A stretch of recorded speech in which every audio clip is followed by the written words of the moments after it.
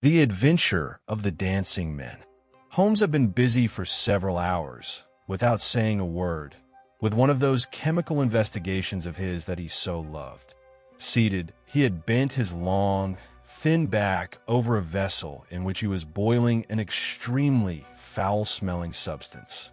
In that posture, he resembled a field lark with dull gray plumage and a black crest.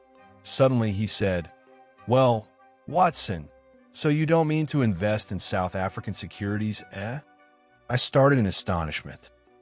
Though I was familiar with Holmes's curious powers, I could see no possible explanation for his sudden intrusion into the very depths of my thoughts. "How on earth did you know that?" I asked. He turned round his chair, holding a steaming test tube in his hand. His deep-set eyes were shining with amusement.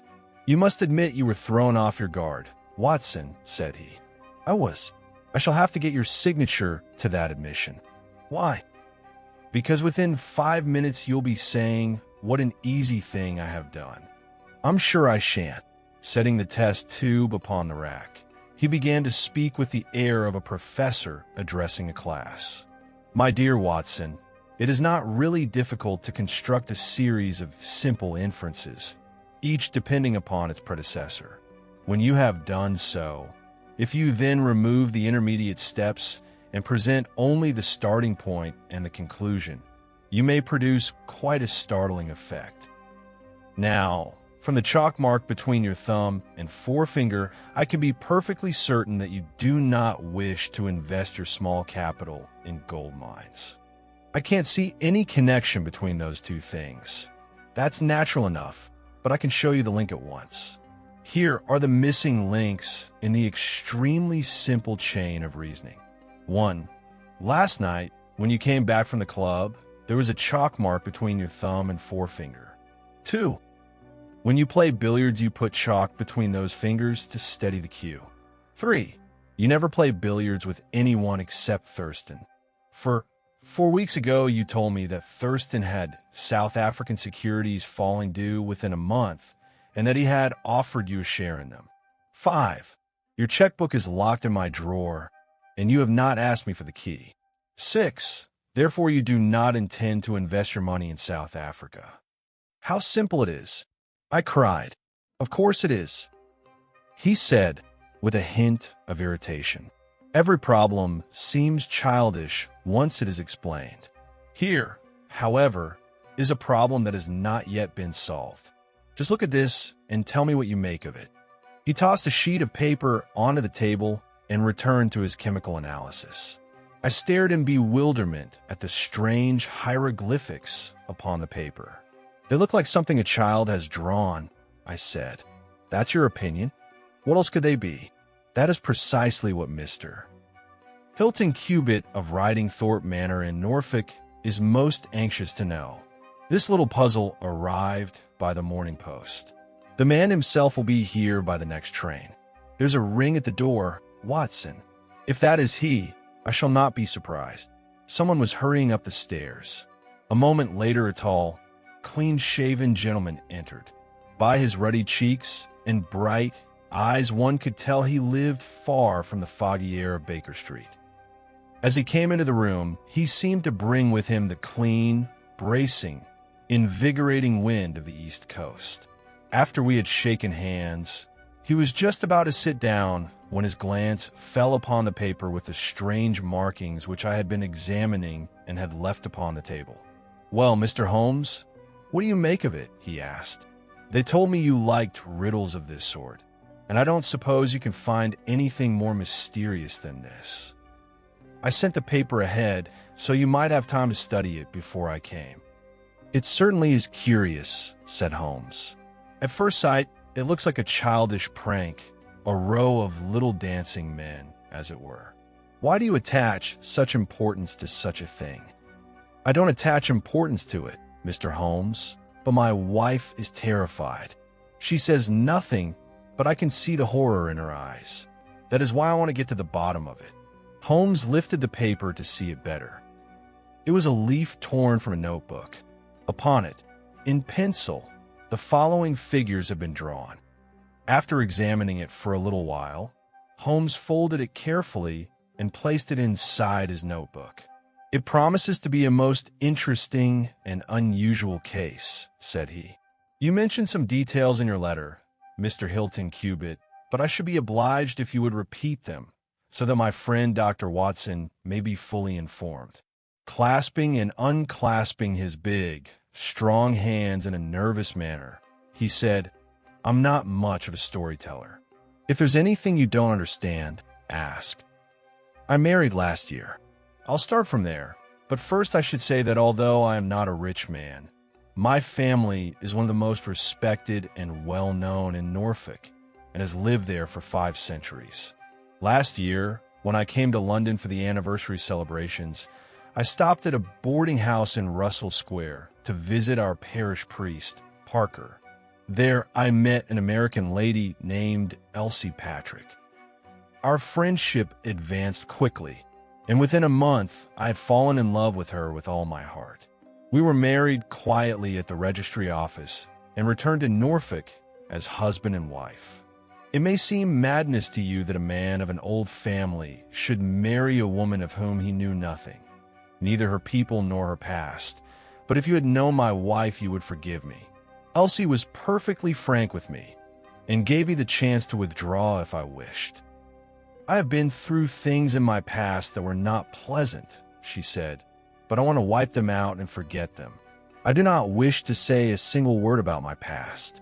If you marry me, Hilton, you will have a wife who has had nothing to make her ashamed, so far as you are concerned. But you must trust my word, and you must never ask me the smallest question about anything that happened before I met you. If my conditions are too hard, you can go back to Norfolk and leave me as I was before. Alone." She said this on the very eve of our wedding. I told her gladly that I accepted her terms, and to this day, I have kept my promise. We have had a happy marriage for a year, but about a month ago, at the end of June, I began to notice the first signs of trouble in my wife. One day a letter came for her from America. You could tell where it was from by the stamp and postmark. When she saw the envelope, her face turned as white as chalk. After reading it, she burned it at once. Later, she never mentioned it again, and I could not ask because I had given my word. But from that day, her peace was gone. There was always an anxious expectancy in her face. If she confided in me, it would really be best.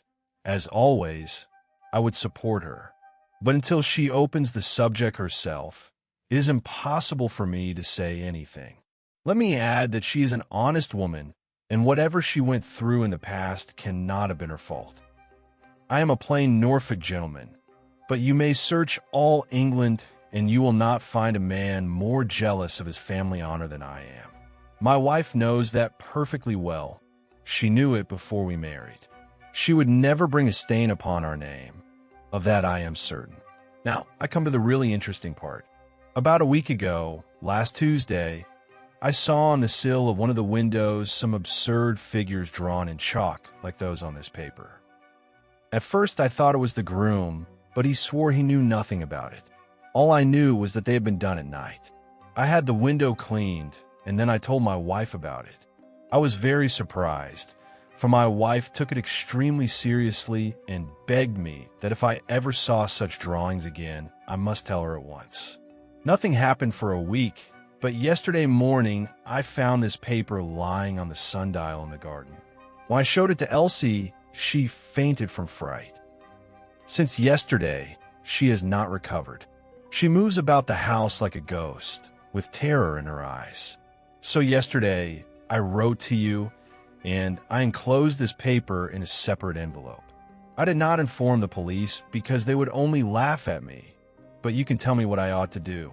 I'm not a wealthy man, but if my dear wife is in danger, I will spend my last penny to protect her. Our client was a straightforward, kindly, simple man with the stamp of old English gentility upon him. He had large, honest blue eyes and a pleasant face. His love and trust in his wife were plain to see. Holmes listened to his story with the closest attention, and for some time afterwards sat in silence, thinking. At last he asked, "Have you never considered that the best thing you can do is to ask your wife directly to share her secret with you?" Hilton Cubitt shook his large head from side to side. "I gave my wife my promise. I can't, Mr. Holmes. If Elsie chooses to tell me of her own accord, that is different. Otherwise, it is impossible.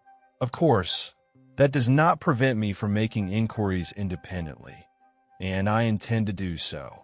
Then I will help you with all my heart. First of all, have you heard of any strangers in the neighborhood?" "No. I take it it's a quiet district, and a stranger would attract attention. Would he not?" "He would in our immediate neighborhood, but there are many beaches nearby. Farmers in those parts let their houses to holiday visitors. These hieroglyphics must have some meaning. If they were drawn at random, it would be impossible to solve them. But if, as I suspect, they were drawn on some definite system, I have no doubt we shall be able to decipher them.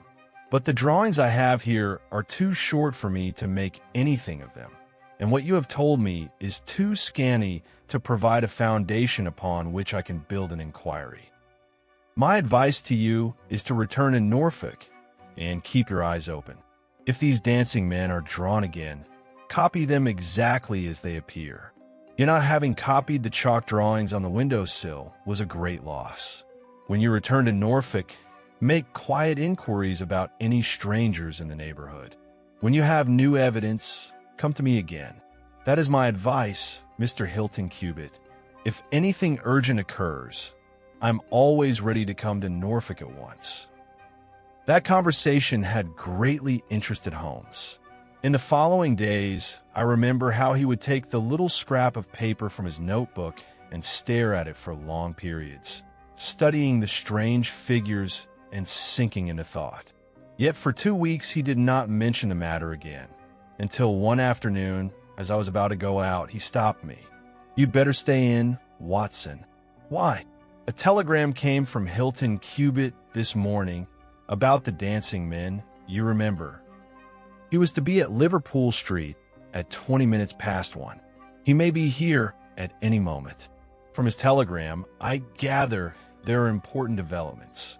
It was not long before the Norfolk gentleman covered the distance between the station and our rooms in the time a cab could make it. He looked tired and anxious. His exhaustion showed in his eyes and in the wrinkled lines of his forehead. Dropping into an armchair like a spent man, he said, "This business is wrecking my nerves, Mr. Holmes. It's bad enough to know that someone with evil intentions, someone I do not know, whose face I have never seen, is prowling about us.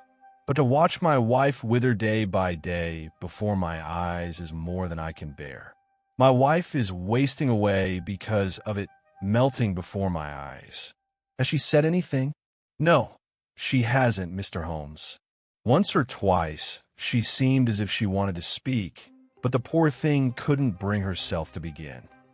I try to help her, but through my own clumsiness, I only frightened her more. She spoke of my family, of our standing in the neighborhood, of our unstained honor, and I believe she was about to open her heart to me, but somehow she could not. But you have found out something yourself, have you not?" "Yes, quite a lot. I have brought you fresh dancing men drawings to examine, Mr. Holmes. And more important still, I saw the man." "The man who drew them?"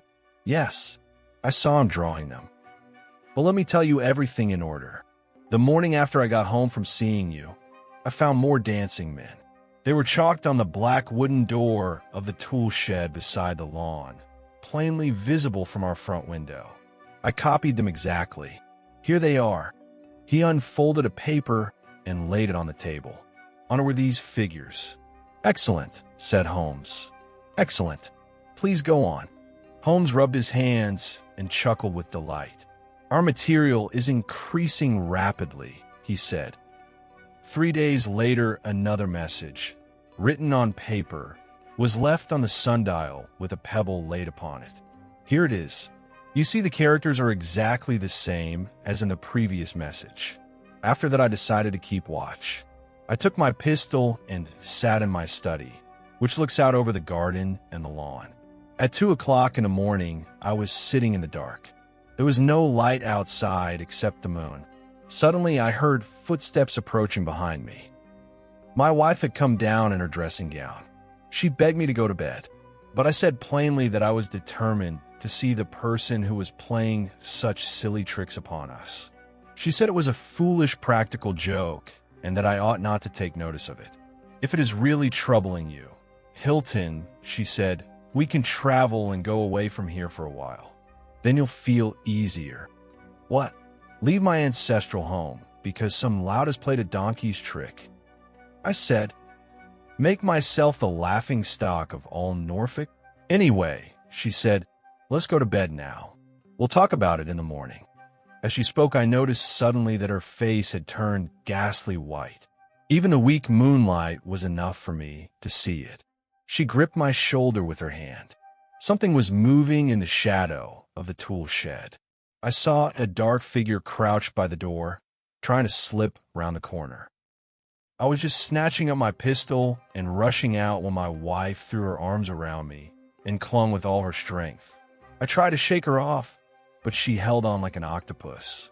At last I freed myself, but by the time I opened the door and reached the tool shed, the man was gone. Yet before he left, he had done what he always did. The same series of drawings that I had already copied twice was chalked on the door again. I ran about and searched the whole garden, but found no trace of him.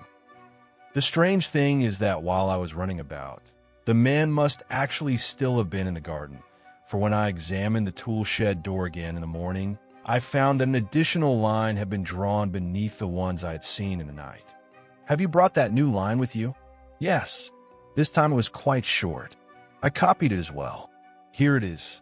He produced another paper. On it were these figures. I could tell from Holmes's eyes how excited he was.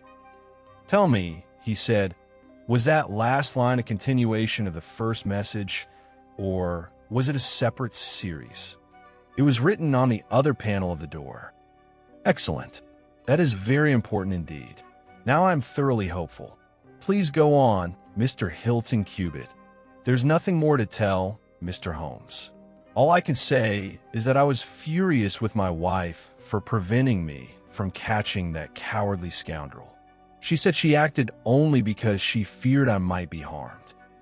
For a moment, I thought she was afraid not for me, but for him, because I suspected she knew who the man was and what the symbols meant. But her tone and expression wiped away all my suspicions. The person she truly feared might be harmed was me. That is all. Now I await your advice. My own idea is to post half a dozen of my men in the bushes and make that fellow regret the day he comes back. I fear that so deep a matter cannot be settled by so shallow a measure, said Holmes. How long can you stay in London? I must go back today.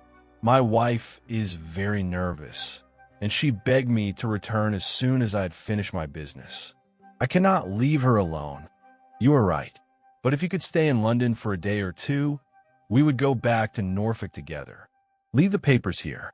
I hope to visit you within a day or two and to clear up this mystery. Although Sherlock Holmes managed to preserve the professional calm he always showed while our visitor was present, I knew him too well not to see how excited he was. The moment Hilton Cubitt's broad back vanished through the door, he sprang to the table, spread out the sheets covered with dancing men, and plunged into feverish calculation. For 2 hours, he covered paper after paper with figures and letters. He was so absorbed that he forgot I was in the room. At times, he seemed to make some discovery and would begin to hum and whistle. At other times, he seemed to strike a rock and would stare at the page with knitted brows and blank eyes.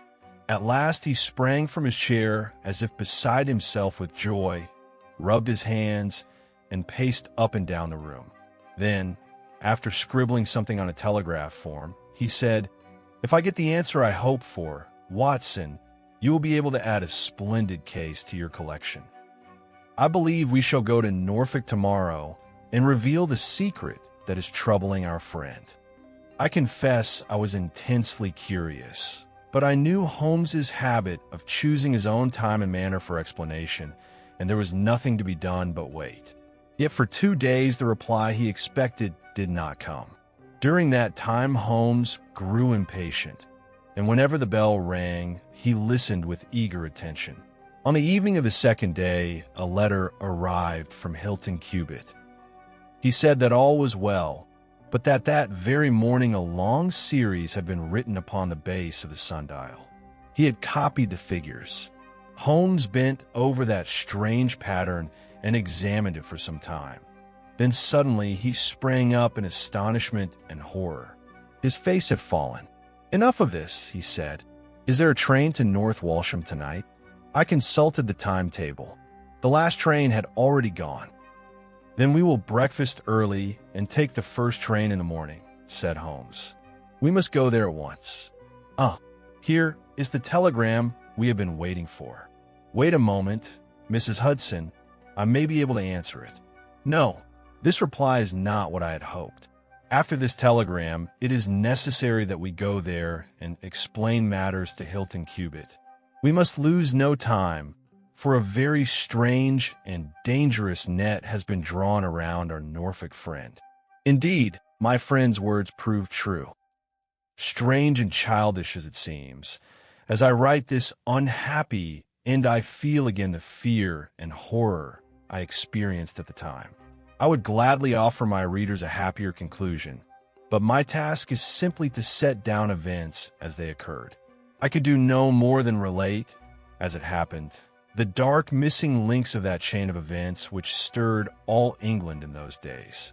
We had scarcely arrived at North Walsham and announced where we wished to go, when the station master came running up to us. "I take it you are the detectives from London," he said. An expression of annoyance passed over Holmes's face. "And why do you think that?" "Because Inspector Martin from Norwich passed through just now. Though perhaps you're doctors. The woman isn't dead, not the last I heard. Perhaps you can save her, though they'll hang her in any case." Holmes knitted his brows anxiously. "We are going to Riddling Thorpe Manor, but we have heard nothing of what has happened there," said he. "It's dreadful," said the station master. "Both of them have been shot, Mr. Hilton Cubitt and his wife. The woman shot her husband first, and then tried to kill herself. At least that's what the servants say.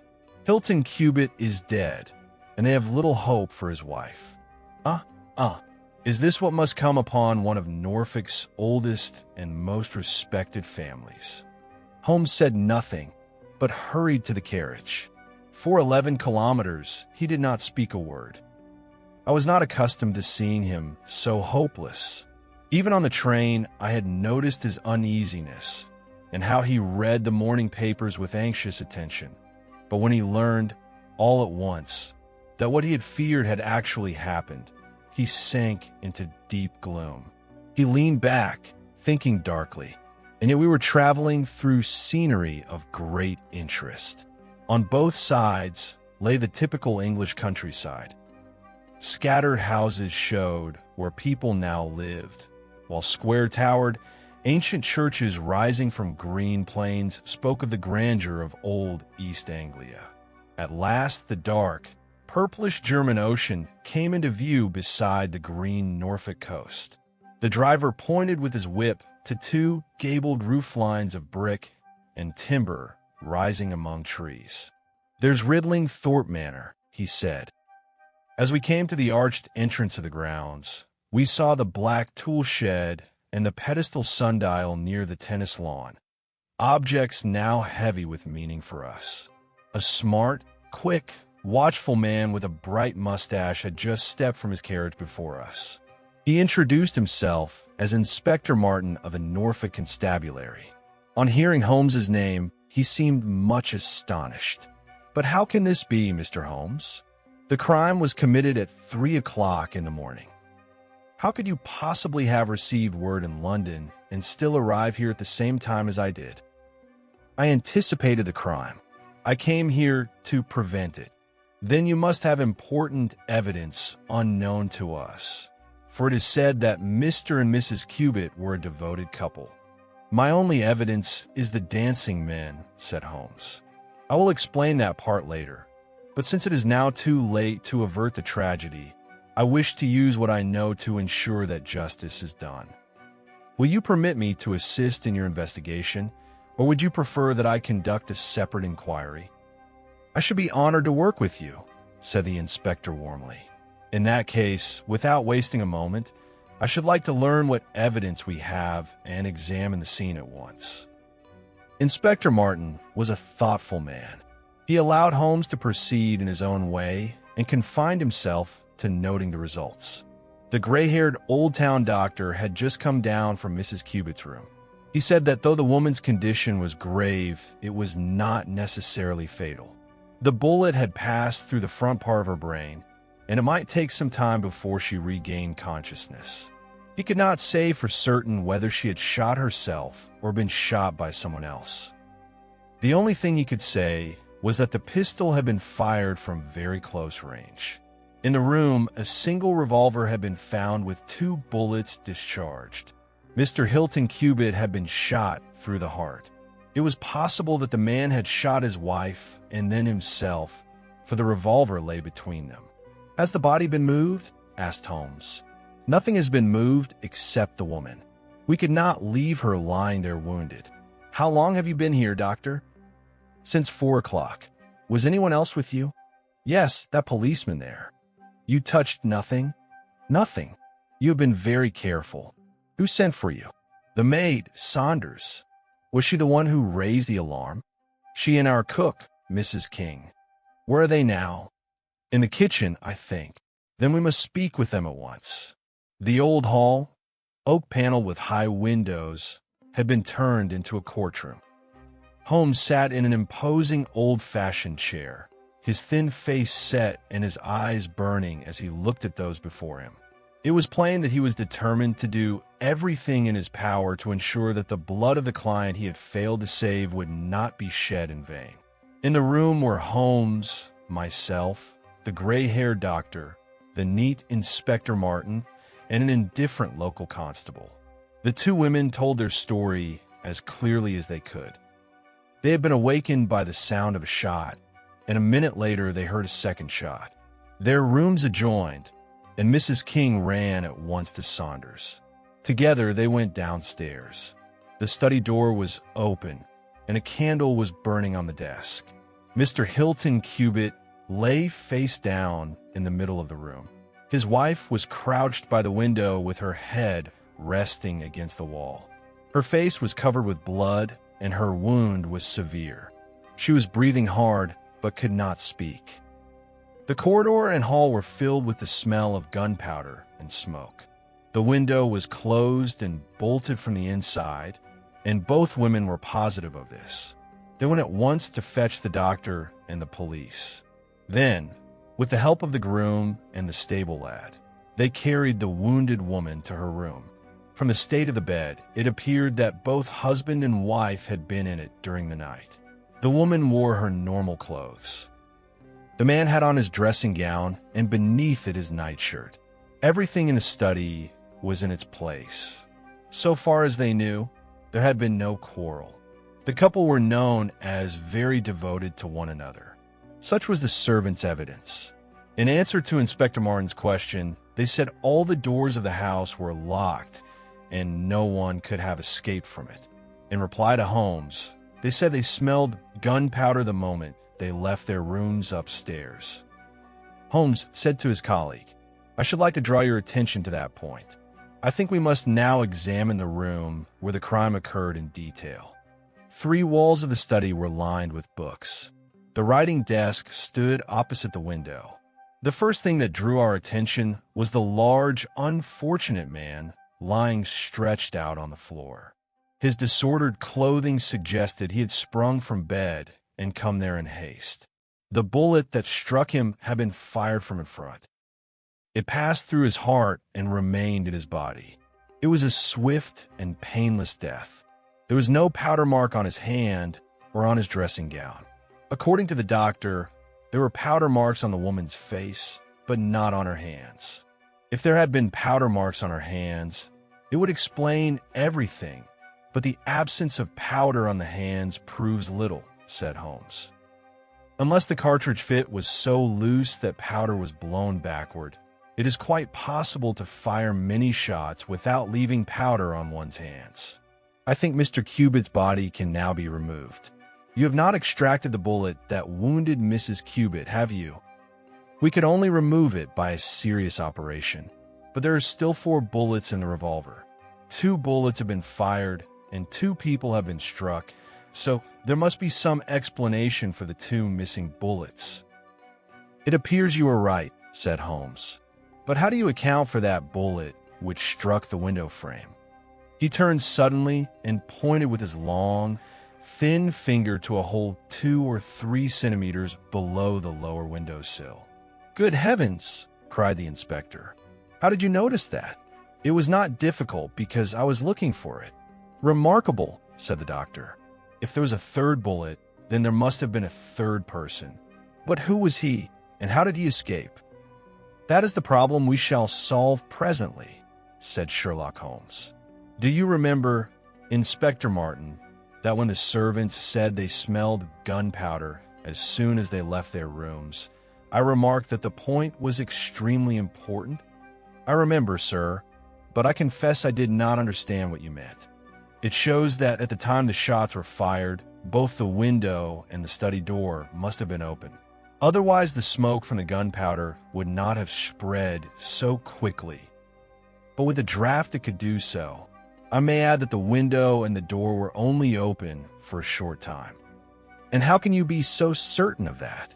There's no drip groove at the top of the candle. Excellent, cried the inspector. Excellent. Since I was sure the window had been open at the time of the incident, I considered the possibility of a 3rd person standing at the window and firing from there. If a shot was fired at that person, it was quite possible that the bullet would strike the windowsill. Knowing this, it was not difficult for me to find the mark once I looked for it. Then how do you explain the fact that the window was shut and bolted? The woman's instinctive first act would be to close and bolt the window. Hallo, what's this? On the table lay a lady's handbag, a small, neat little bag of crocodile skin with silver fittings. Holmes opened it and emptied it onto the table. There was only one thing inside, a bundle of 20-50-pound notes, tightly bound with an elastic band. Handing the bag and its contents to the inspector, he said, "Keep this. It will be needed in court. Now we must clear up this matter of the 3rd bullet. From the look of the hole in the wood, it is clear it was fired from inside the room. I must speak with Cook, Mrs. King again. You said you were awakened by a loud report, Mrs. King. When you said that, did you mean the first shot was louder than the second?" "It's hard for me to say, sir, since I woke at the sound, but I can tell you it was very loud." "Then might it not have been the sound of 2 shots fired almost at the same instant?" "I'm sure it was not, sir. Yet I am quite sure that it was. Inspector Martin, there is nothing more to be learned in this room. If you will be so good as to come with me, we can see what fresh evidence we may find in the garden." The flower bed that ran up to the study window filled us all with excitement. The flowers were trampled down. In the soft soil were numerous footprints, those of a large man. He had worn a very long, pointed shoe. Holmes prowled among the leaves and grass like a hound searching for a wounded bird, and then, with a cry of delight, he stooped.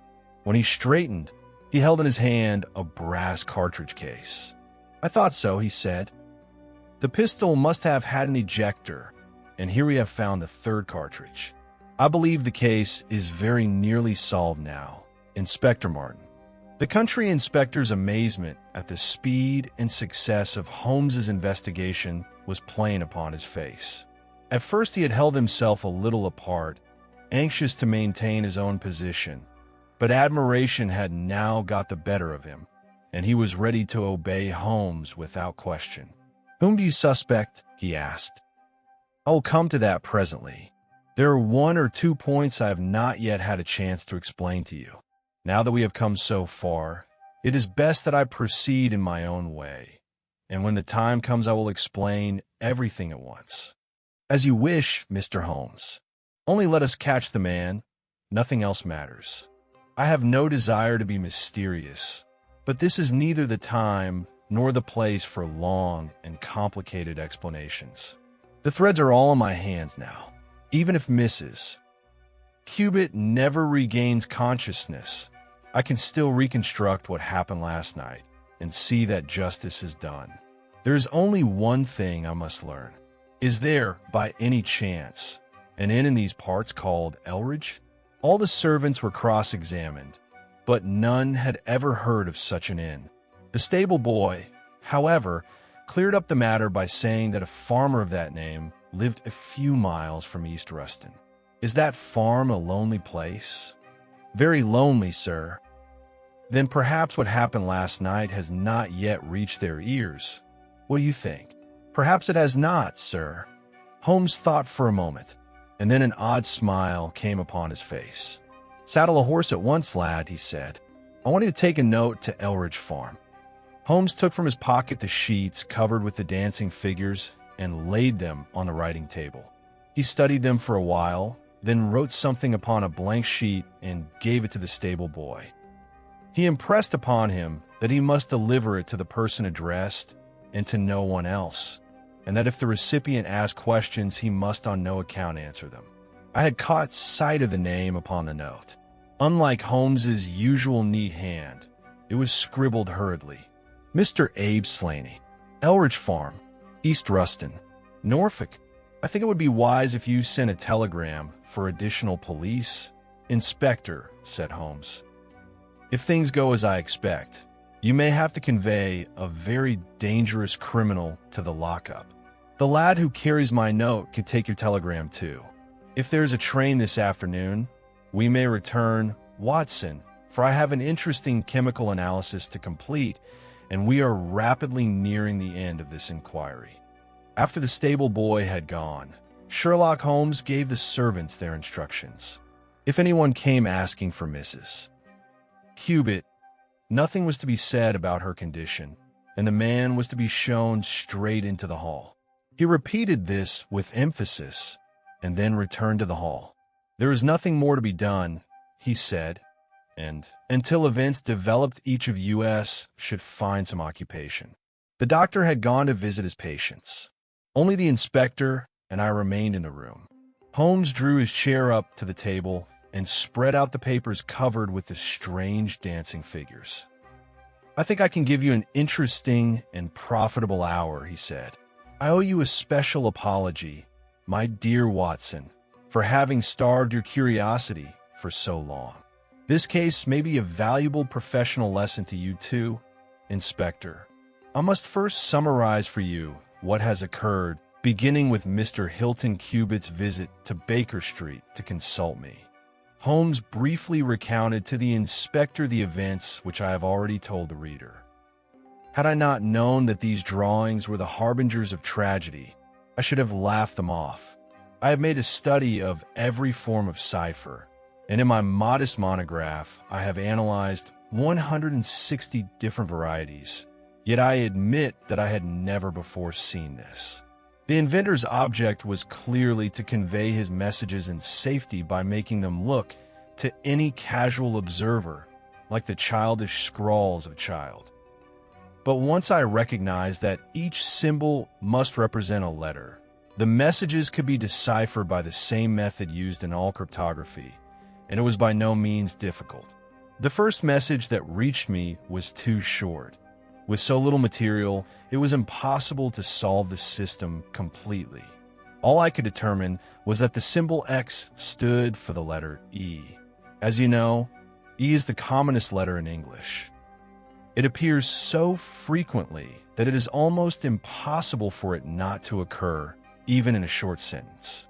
In the first message, 4 out of 15 figures were identical. Therefore, I concluded that this figure represented E. It is true that the figure was sometimes drawn holding a little flag and sometimes without one, but from the distribution of the flags it seemed likely that they were used to divide the sentence into words. I accepted that assumption and thus obtained E. But the real difficulty began after that. For after E, there is some uncertainty as to the next most common letter.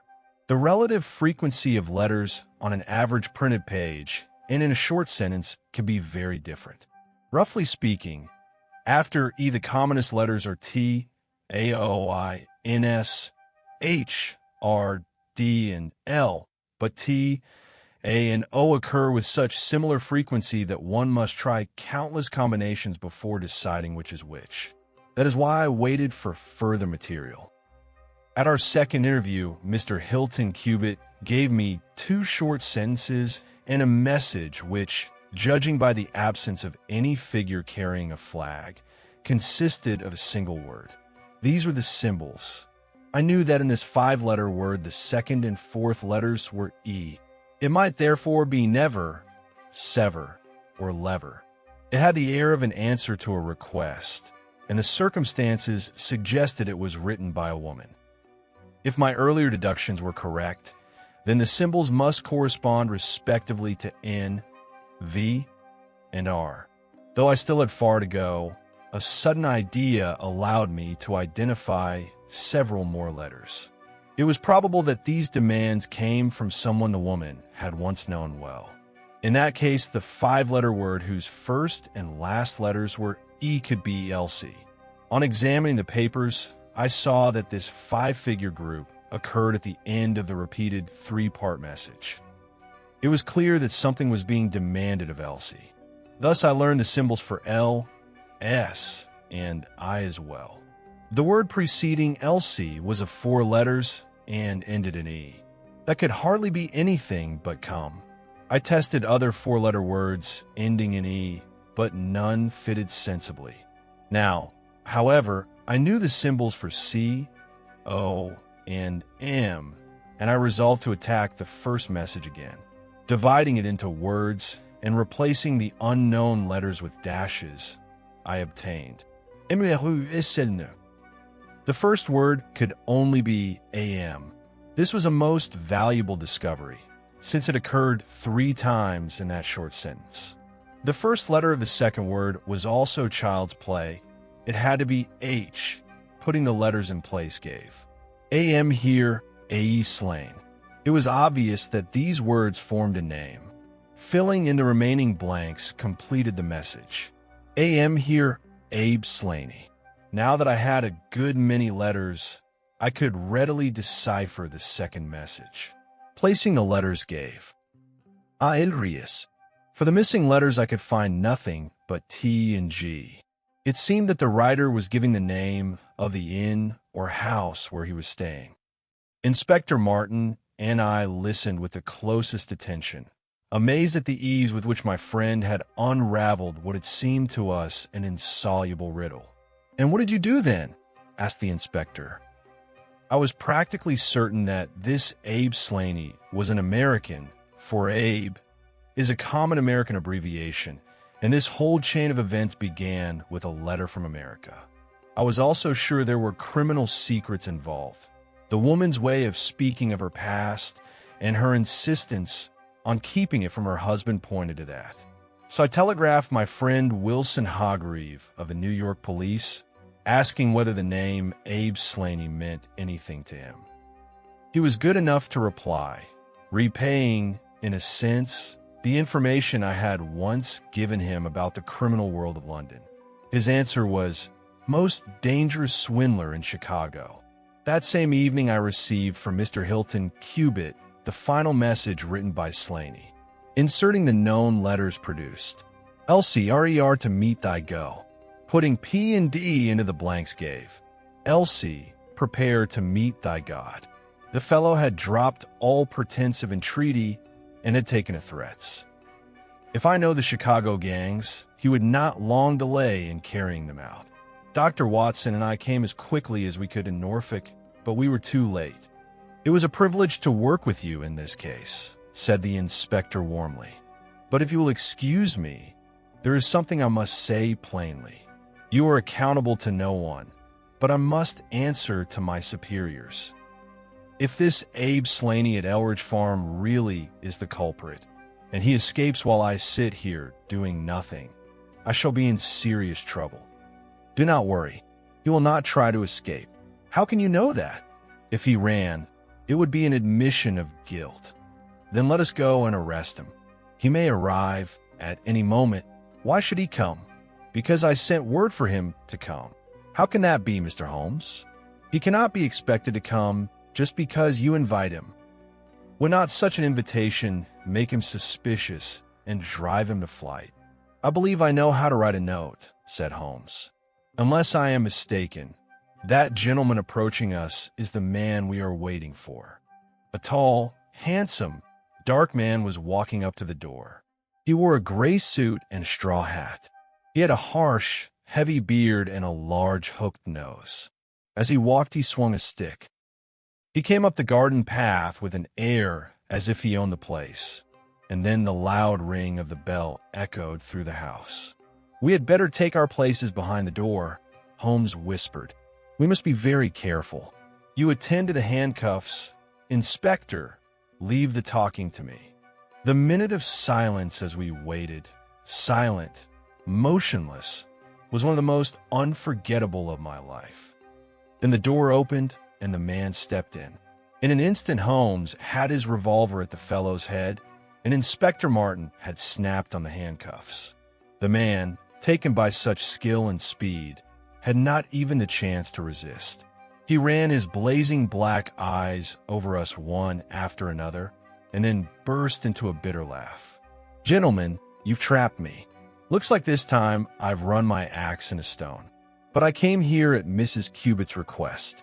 You won't say she had any part in it, will you? She couldn't have helped you lure me. Mrs. Cubitt is fighting for her life. A hoarse cry rang through the house. You're mad, he shouted in fury. She wasn't the one who was hurt. How could I harm Elsie? God forgive me. I threatened her, but I couldn't touch a hair of her head. Take it back. Say Elsie isn't injured. She was found beside her husband's corpse, grievously wounded. With a deep groan, he dropped onto the sofa and buried his cuffed hands in his face. After 5 minutes of silence, he raised his head and spoke with the cold composure of despair. I have nothing to conceal, sir. It's true I shot the man, but he fired at me first. You can't call that murder. And if you think I could have hurt that woman, then you know neither me nor her. No man on earth can love a woman as I love Elsie. She was mine. We were engaged years ago. What right had that Englishman to come between us? Elsie is mine. All I did was take what was mine by right. When she learned what you were, her feelings changed, said Holmes sharply. She left America to escape you and came to England to marry an honorable man.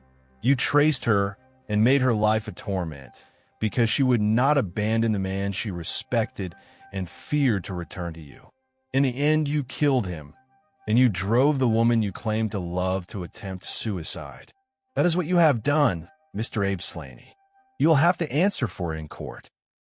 If Elsie dies, I don't care if the world collapses, said the American. He opened his palm and looked at the crumpled paper he had been holding. Do you see this, sir? He asked with suspicion. She wrote this note. If things are as bad as you say, how could she have written it? You're trying to frighten me, aren't you? He flung the note onto the table. I wrote it to bring you here. You wrote it? No one outside the gang knows the secret of the dancing men. How could you write it? What one man invents, another can discover, said Holmes. A carriage is coming to take you to Norwich, Mr. Slaney. Until then, you may at least do something to lessen your guilt. Are you aware that Mrs. Cubitt is being accused of murdering her husband, and that the only thing which can clear her is my presence here and the knowledge I possess? At the least, you owe her this much. Tell the whole world that she is not directly or indirectly responsible for this crime. That is what I want, he said. I suppose the best thing I could do now is to tell the truth plainly and fully. With the magnificent fairness of English justice, the inspector cried, I must remind you that anything you say may be used against you. Slaney shrugged. I accept that, he said. First, you must understand that I have known this woman since she was a child. Our gang, what we called the Society, was a band of 7 in Chicago, and our leader was Elsie's father. Old Patrick was a clever man, and it was he who invented this writing. Those who did not know how to read it took it for childish doodles. When Elsie learned what we were doing, she could not bear it, and with money she earned by honest work, she ran from us and settled in London. At that time, we were engaged, and I believe she would have married me if I had had decent work, but she was a girl who had nothing to do with our trade. I could not find her trace until she married this man. When I did, I wrote to her, but she did not answer. When I saw letters were no use, I came myself and began leaving messages where she would see them. I have been here a month, lodging on the ground floor of a farmhouse, and I can come and go unseen when I please. I did everything I could to persuade Elsie to run away with me. I knew she read the messages, because once she wrote an answer beneath one. Then my patience began to wear out, and I turned to threats. This time she answered with a letter. She begged me to go away. She said that any scandal which disgraced her husband would break her heart. She also said that if I went away and never troubled her again, she would come to the window at 3 in the morning, after her husband was asleep, and speak with me. At the time she named, she came down to the downstairs window, but she had brought money too, trying to buy me off. I went mad. I seized her by the arm and tried to pull her out. At that moment, her husband came running with a pistol in his hand. Elsie fell to the ground. I was half turned. We looked at one another. I drew my pistol to frighten him, but he fired at me. I fired almost at the same instant. He missed, but I hit him. When he fell, I turned and ran. As I went, I heard the window close. God is my witness. Everything I've told you is true. What happened afterward, I do not know. I only know that a young lad brought me a note telling me to come here, and that I walked into the cage with my own feet. As the American spoke, a carriage drew up at the door with 2 uniformed policemen inside. Inspector Martin rose and laid a hand on his shoulder. It is time to go. Before I go, may I see her? No, she is unconscious. Mr. Sherlock Holmes, said the inspector, I hope I may be fortunate enough to have you at my side again, if ever I have another case that needs solving. We stood by the window and watched the carriage depart. When I turned back, my eye fell upon the crumpled paper the man had thrown onto the table, the very note with which Holmes had lured him. Let's see if you can read it, Watson, Holmes said with a smile. There were no words, only dancing figures. If you use the cipher I have explained, said Holmes, you will see that it says, come here at once. He could not refuse such an invitation, for he could not even imagine that anyone but the woman herself could have written it. Yes, my dear Watson, we have used the dancing men, usually employed for evil purposes, this time for a good one. I think I have kept my promise to give you something interesting to write about. Our train leaves at 20 minutes to 4. If we hurry, we may dine in Baker Street tonight. One last word. Abe Slaney was sentenced to death at his trial, but the fact that Hilton Cubitt fired first was accepted as a mitigating circumstance, and the sentence was commuted to penal servitude for life. As for Mrs. Cubitt, what I know is that after she recovered completely, she never remarried, but devoted the remainder of her life to charity and to the management of her late husband's estate.